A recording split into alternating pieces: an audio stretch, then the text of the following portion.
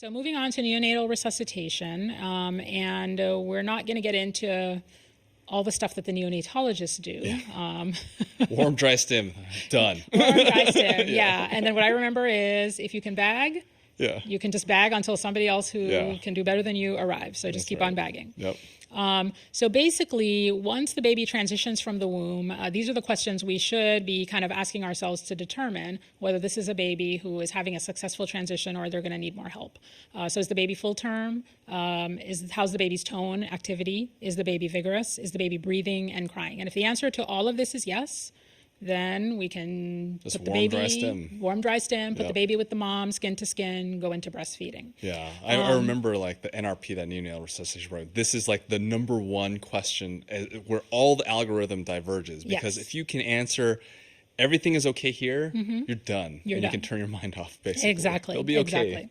Exactly. So if the answer to any of these questions is no, then we are going to go into our neonatal resuscitation inverted pyramid, or I like to call it a triangle. But and basically what this is telling us is that in reality, the majority of infants, even the ones that we answered no to some of those questions, are going to require sort of a limited intervention and stabilization.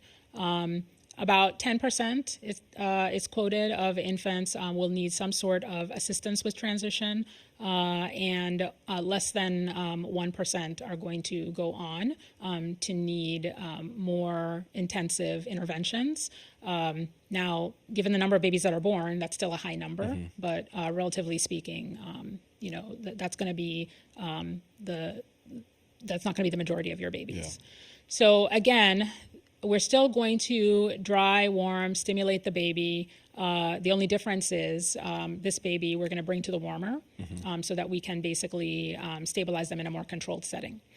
And again, we have sort of 60 seconds to kind of get this done. And we're going to be then assessing our baby and seeing how they're doing basically with their respirations and their heart rate. So those are the major parameters by which we're going to determine whether additional steps are needed. If the baby is having a little bit of labored breathing and looks a little blue, we can start with some oxygen. And if the baby, however, is having inadequate respiration, so they are sort of gasping, or they have a heart rate that's less than 100, then at that point we should be providing assisted ventilation, and then continuing, of course, with oxygen. Once we are providing oxygen or providing assisted ventilation, then we should be monitoring with pulse oximetry as well.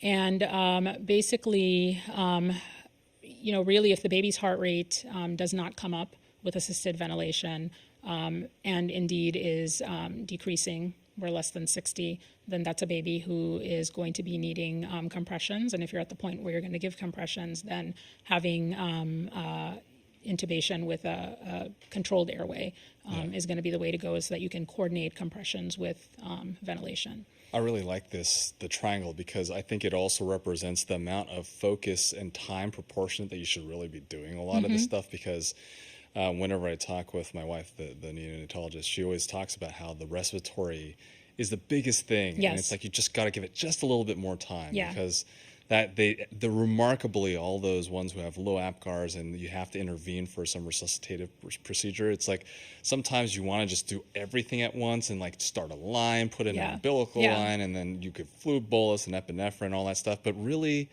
just a little oxygen, and if you need a little positive pressure, can do so much. So focusing on supporting their respiration.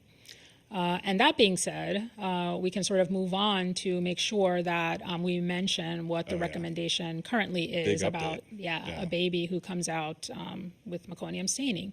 So I remember back in the day when I was training, we would try to suction everybody on the perineum, and then we would take the baby over and try to visualize the cords and suction below the cords, and really that is out. So that's been out.